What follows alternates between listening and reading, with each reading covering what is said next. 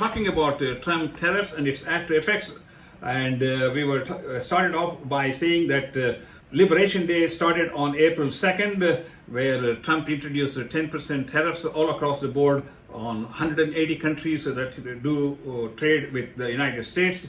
On April 9th, 7 countries, the tariff rates were increased, and finally China has a tariff rates of 125, which has been jacked up to 145%. And the people on the left and the media are all after getting Trump, and they are questioning the legality of whether Trump has the legal authority to impose tariffs unilaterally. And looking at some research, I have found out that Trump can leverage the International Emergency Economic Power Act passed by the Congress, which gives the president a unilateral authority to implement the tariffs. But the people on the left side are saying that he has overreached the definition of this law, and some of them are contesting, and it may even go to the Supreme Court. Now let's look at what it takes for this tariffs war to come to a more logical conclusion. Of all the countries, there are like almost 70 countries that have come to the United States to negotiate the tariffs. And it is not just the tariffs that are of interest to the people who are discussing these tariffs. It is the non-tariff roadblocks that are put by every country, which is making it difficult for the American companies to compete, sell their products or services, and along with that there is currency manipulation, and also a lot of new roadblocks put in terms of excessive testing and regulations, which makes it almost impossible for American companies to sell their products or services. Anyway, the United States had significant discussions with South Korea, Taiwan, and J.D. Vance's visit to India has had significant impact on moving the tariff negotiations with India, with a considerable amount of success, which we will know in the coming weeks. And according to the latest reports, we have learned that India may be close to coming up with some sort of a solution for the 26% tariff imposed by Trump on India. And of course, before that, Indian tariffs were 3.5 times more than what the United States tariffs were for goods and products. And also India had a $23 billion trade deficit with just India. So these companies like Cambodia has come forward. Israel, of course, we heard Netanyahu saying that they're going to have zero tariffs, and of course they are also going to have a fair trade agreement with the United States, which goes along with a very good relationship between Trump and Israeli Prime Minister Netanyahu. The only country that is playing hardball is China, and we'll spend a few minutes on China. We have to understand, anytime there is a conflict, it is like a double-edged sword.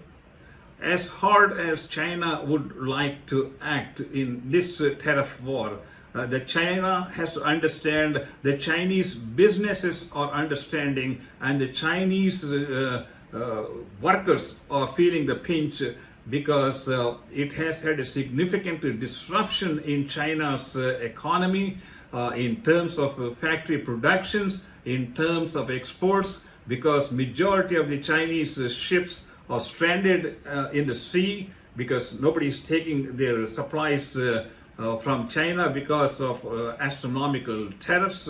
As a result, it had a significant impact on China. However, it's a communist country. It doesn't have to answer to any people except the party members, and as long as the party members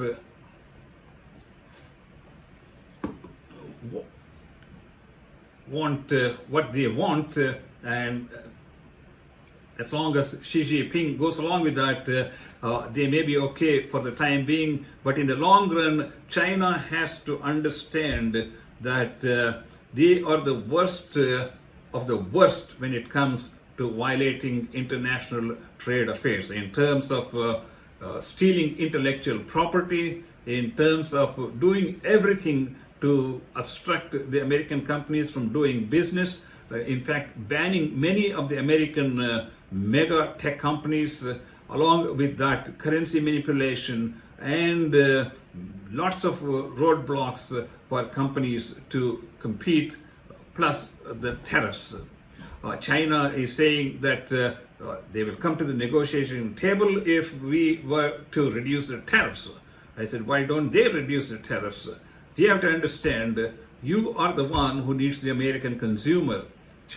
America doesn't really have to depend upon China for its major imports, because there are lots of choices at this time. America can shift a lot of this business from China to Taiwan to South Korea, and of course we are talking about India. Tim Cook from Apple has already said by 2026 they're going to move the entire Apple production, or most of Apple production, to India. And we'll talk about how far India will be able to fill in this gap in this tariff turmoil.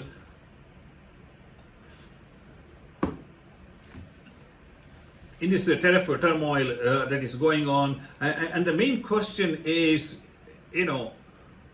are we seeing a light at the end of the tunnel? How long is this tariff war going to go on? What can be done to speed up the process? When you talk about speeding up the process, usually a tariff negotiation takes like 18 to 24 months, another 2-3 years to implement, and we are trying to do this in the first 30 days after the tariff liberation day was announced by President Trump. So how can this be speeded up? I think this has been a historic marathon as far as I'm concerned from the United States point of view in terms of dealing with these tariff negotiations. They have already met 70 countries. They have a firm offer from 15 countries, and they continue to have dialogue with every country on a daily basis, sometimes 2 or 3 countries, and we have so many foreign leaders who have already visited from Europe, from other parts of from South Korea and Taiwan. So I think these negotiations are going on. They are making progress. But however, the media and the stock market doesn't like possibilities. It wants to see some action. They would like to see some runs in the book, and that's one thing that is bothering the overall economy. And we're going to talk about all the different aspects of what's happening with the tariffs in terms of economy, interest rates, all these things as we go along. So talking with, I think most people feel that if we can have a deal with like 5 major countries like Japan, Europe, Canada, India, South Korea, Taiwan, then I think China will be isolated and will be in a much more difficult position to play hardball as it has been playing. But it doesn't matter how much China wants to express that it is playing a hardball in the outside world, but inside, if you watch some of the Chinese channels, you can see that literally their factories are empty. The people, millions of people are looking for jobs which they don't have. Their apartment complexes are practically empty, and most people have no jobs, and a lot of these freights that were en route to United States are all stranded in the sea because nobody wants to take the merchandise. There has been a 30% drop in the merchandise coming towards the United States. But of course, those things have a rippling effect on the United States businesses, which we're going to cover in a few minutes. In addition to that, China is also trying to, muscle around other countries like South Korea, Taiwan, and even Japan to do business with them. Otherwise, they're going to have more restrictions and all these things. But I don't believe Japan is going to listen to China or any of its restrictions.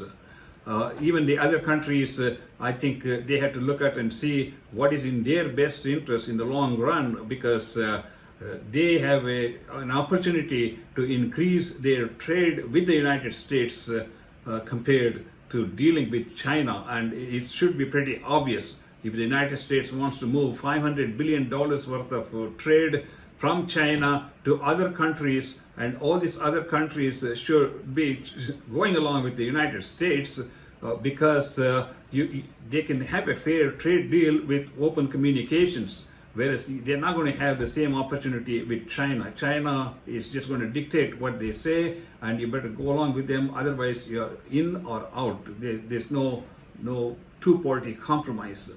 As a result, I think the United States is in a very good position in terms of getting better deals with almost all countries eventually, and it is going to take some time. And Senator John Kennedy said, in the long run, it's an excellent plan, but in the short run, some of us may be dead. And I think he makes a very valid point. And talking about some of us may be dead, if you go and talk to the small, medium-sized businesses and mom and pop businesses, you will realize that those companies are almost dead or dying because there's no supplies coming to the United States. As a result, these companies absolutely are out of business. And so here's a proposal I have for President Trump. I mean, they have not collected a whole lot of money from tariffs since they were implemented in April, maybe a tune of, I think somewhere I read like $200 billion. But they should take that money, and in fact, this money has been taken and given to strategic businesses like farmers and other factories to subsidize them to keep their products going. They should do the same thing to small, medium businesses, mom and pop businesses, provide them with incentives, tax breaks, or subsidies. We did this during the COVID. We spent $6 trillion during COVID to sustain businesses and people's livelihoods. Why can't President Trump do at this time, take that money from the tariffs and give it to the industries that are seriously affected, which were relying on Chinese imports for their businesses? 80, 90%, 70% of their products which were coming from China. I think Trump's administration should support these small and medium-sized businesses so until something can replace these supply channels. Obviously, there has been a significant decline in the supply channel. There's a great disruption in the supply channel, and it is directly affecting the manufacturers. As a matter of fact, the tariffs imposed on auto parts has had a significant impact on manufacturing of not only American cars, but also the foreign cars in the United States, which are heavily dependent on most of the 70-80% of the parts coming from outside the United States. As a result, the average price of a car can go up by like $5,000 to $8,000 depending upon the model. And I think since Trump is back from Pope's funeral, they are going to be focusing on this particular issue with reference to auto parts. And this week we may see some changes in the tariff rates, especially for very critical raw materials that are needed to keep these factories going. Otherwise, I think these things are going to have rippling effect not only on the factory productions, but also on the factory wages, employment, and you're going to have a cascading effect, which I'm going to cover in a couple of minutes. I talked about the supply chain disruption. That is one of the important things. So I think important point is to make sure that the production lines are not disrupted as much as possible. Any diversion of businesses from China to any other country, we are talking about years. It may be 2 years, it may be 5 or 10 years. So it's not an immediate solution. An immediate solution would be to give some break for raw products that are needed to make essential products here in the United States, while at the same time trying to negotiate with China. I think the most I would say contentious part is going to be from China, because most other countries are willing to sit at the table. Japan has already come and met with the highest officials here in the United States. Same thing with South Korea, Vietnam, and Taiwan. So I think we may hear some good news in the next week or two in terms of how far we have been able to come with negotiations with other countries, and if United States can make a reasonably fair trade deal with EU, and definitely EU needs to come along with United States.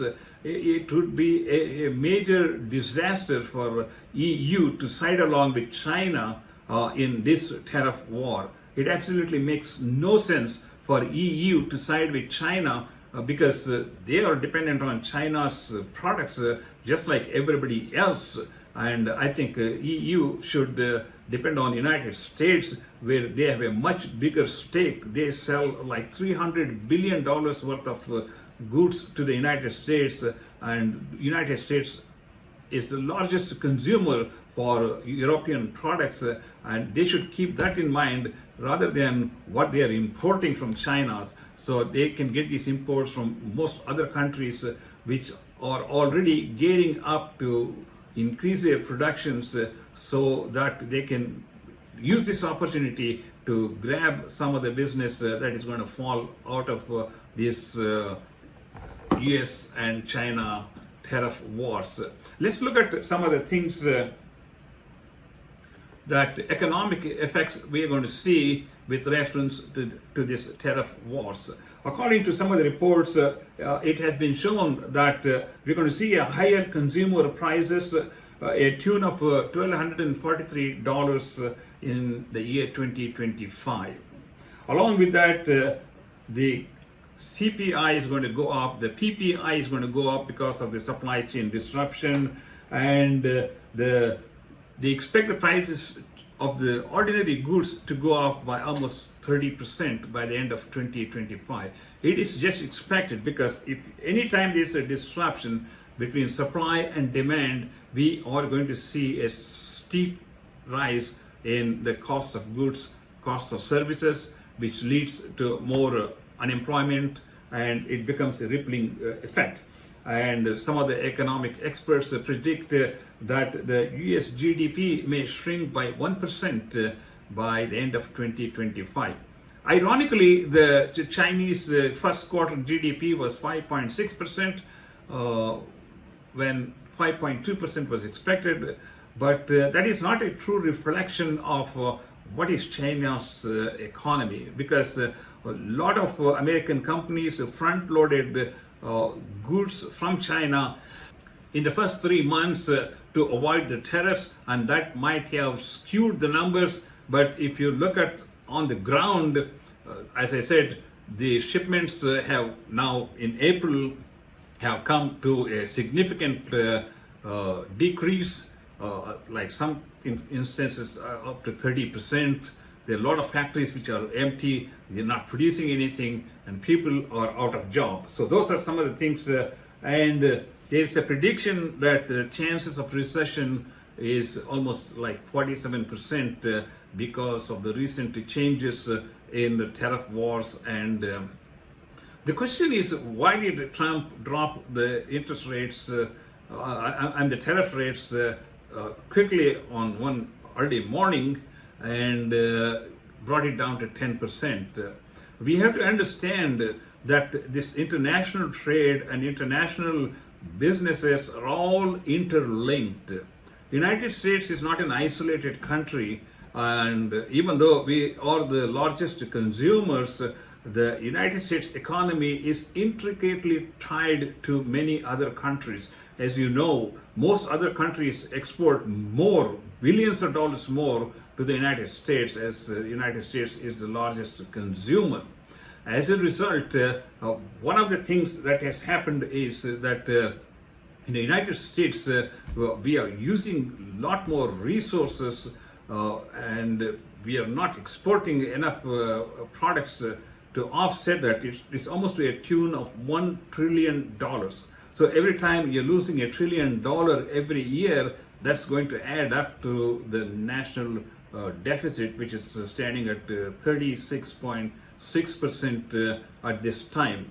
And all of this is taking a toll on Trump's popularity, even though he had a very, very high popularity at the beginning of his term. His 100-day report card doesn't look as rosy as it was when he started. Let's talk about inflation. At the present time, when he started his presidency, the approval rate was the inflation. The approval rate now is 33%. Disapproval is 59%.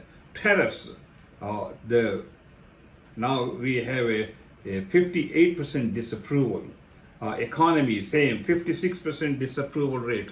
Taxes, 53%. That's a whole different ball game. You know, they are talking about taxes, and we also hear that some of the Republican congressmen and senators are talking about possibly changing the tax rates for the corporate, which could be a suicidal effect on the Republican Party. I think it is very important for the Republican Party to pass a comprehensive tax cut bill, which will be very, very crucial for the midterm elections. And that also goes along with all the other things that are happening, because tax cuts are very important along with the tariffs to offset some of these tax cuts. So as we talk about these tariffs, we also have to understand that the American consumer behavior also has to change. It is not just that, you know, we can go and indiscriminately spend money on foreign products. It is an addiction, as far as I can say, because there are a lot of things that are available in the United States, yet we have a tendency to get all foreign products, which in the long run is having a significant effect. And I think the American consumers have to understand that, you know, we may have to have some behavior modification so that we support our country, because if we don't support our country, there will be nothing left for our children and our grandchildren. The only thing that will be left will be the federal deficit, which is, I told you, is already at 36.6%, and it's just going to grow at a rate of $2 to $3 trillion every year at the rate at which the United States is going. So we have to change our behavior. We have to reduce the consumption from outside the United States, support American businesses as much as possible so that we can reduce this trade deficit. Trade deficit is an important aspect of these trade negotiations, not just reducing, not just, you know, implementing tariffs to generate revenue. Actually, the definition of tariffs is that if Trump is putting in like 125% tariffs on Chinese products, when these shipments come to the port, the businesses which have their tankers will have to pay 125% tariff to the American government before they can unload the shipment. So who is going to pay that? The businesses can't absorb 125% tariffs. It's eventually going to trickle down to the consumer, which is you. So basically you are paying extra tax on goods in the form of tariffs. So I think that money should rightfully come to the businesses, especially the ones which are seriously affected by these tariffs, high tariffs coming from different parts of the world. Now, the question is, everyone wants to move businesses away from China. They want to cut down as much dependency on China as possible. But we have to understand what is your alternative? What is your plan B? The plan B is to move some of the business to other countries like Taiwan, South Korea and all this. But China is already doing that. China is already moving a lot of their shipments into these countries, changing the labels and trying to ship them. And that is something that has to be stipulated in the tariff negotiations with countries like Hong Kong or Taiwan or South Korea, that they cannot be drop shipping Chinese products, and that should stop. On the other hand, I think the United States should encourage these countries to produce the goods that the United States needs, consumer needs, and that's move that. When it comes to India, I think there are equally important challenges, even though on the paper, Trump and Modi may agree upon certain terms. In terms of moving manufacturing to India, it's not going to be a simple task. India needs an infrastructure for manufacturing. China has had the largest China had the largest manufacturing ecosystem. China has the largest manufacturing ecosystem, which no other country has or match. That's why they are able to, bully around all other countries.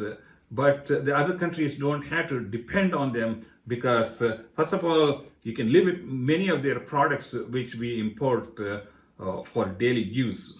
You don't need to have disposable paper plates and all these kinds of stuff. For a few months, if you just stop that, it will show an effect. Chinese products can be manufactured in other parts of the world. And when it comes to India, India has more regulations than you would expect. India also has more testings and roadblocks for American companies. And hopefully, maybe Trump, J.D. Vance, and Prime Minister Modi will work out all these differences, because in the long run, it is in the best interest of India to develop its manufacturing, to produce more products that can be exported to the United States, and take a good chunk of business away from China, and it would be a win-win situation for the two greatest democracies in the world, namely the United States of America and India. I think we have Prime Minister Modi, who is probably the most important person, knowledgeable person, who knows how to negotiate with Trump. And let's hope that India will come up with a trade deal. Some people are predicting that India may be the first one to come up with a trade deal. Of course, we would like to see trade deals from India. We certainly would like to see trade deals from Japan and trade deals from Europe. If you get 3 or 4 major countries, including South Korea, and of course Taiwan has already agreed for a 0-0 tariffs. So when we get all these countries, I think United States will be in a commanding position to tell China to come to terms on a fair trade deal. We're not interested in trying to bully around China. We're not trying to intimidate China, but China thinks it can intimidate the but China has to understand the United States has the largest consumer base, and China needs the US consumer market. Other than that, otherwise China will be in deep trouble, and they realize they are already on the path to a significant downturn in their economy because of this tariff wars. There's another important element that we have to take into account is that, as I said, the United States is not isolated, because there are foreign countries that hold United States treasuries. China holds $800 billion worth of United States treasuries.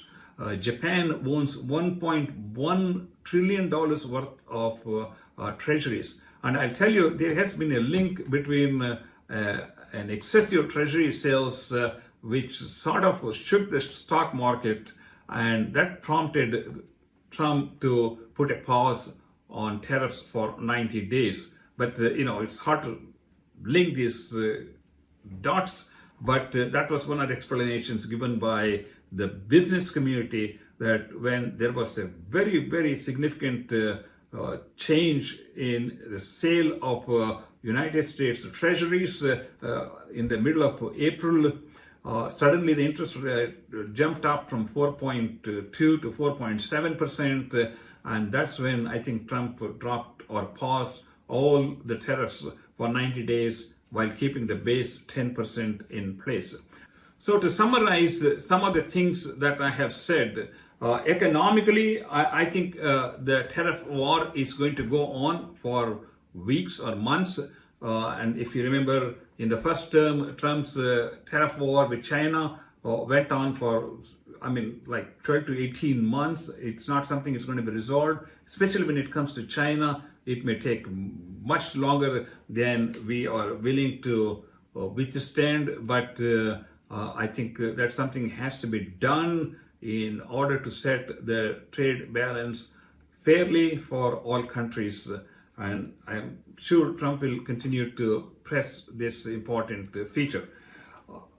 From an economic point of view, of course, the average household cost of living could go up by $1,243 per person. The GDP may shrink by 1%. The chances of recession can be up to 47%, and the economic approval rating disapproval rating has gone up almost 55%. And so I think we have to take into consideration all these various factors in terms of tariff war. It's not just the amount of dollar in terms of tariffs or the amount of trade that is done among various countries. We have the non-tariff barriers. We have the currency manipulation, which I didn't even get a chance to touch upon. In fact, Japan just recently dropped the value of their currency. And so that is something United States has no control over, because any foreign country can devalue their currency and change the dynamics of all the negotiations we are trying to do. But at the end, I think we have to see what is in the best interest of the United States consumer, you and me, because it is affecting our income, it's going to affect our interest rates, it's going to affect our cost of groceries, it's going to affect our savings, it's going to affect our inflation and all these different factors. So ladies and gentlemen, this is a quick synopsis of what I have been able to collect as far as tariff war and its after effects on businesses and on the consumers and on the economy, along with banks and treasuries. And we'll see what's going to come up in the next 2 to 3 weeks. From what I have understood from watching various sources of news, that we may be coming up with some positive responses from some of the top countries in the next week or two, because the United States already had negotiations with the top echelon of Japan, South Korea, and Taiwan, India, and J.D. Vance's visit had a significant impact on moving the tariff talks with India. So I think at least in principle, we should be able to make some movements, and it is very important to have some home runs on the board. Then I think the confidence level will go. Then China will be more inclined to change their tone and come to the negotiation table. China said if the United States drops the tariff rates to 20%, they will be willing to start the negotiations. I said, why don't you drop the tariff rate to 20%? Why don't you show the interest if you want to talk? I mean, so I'm going to leave at that time. We're going to take a little break and we will be back to conclude the program for today. Thank you so much for listening to us. In the first hour, we had the coverage of the Pahalgam massacre with our Kashmiri friend Amit Raina. We'll be back after these messages.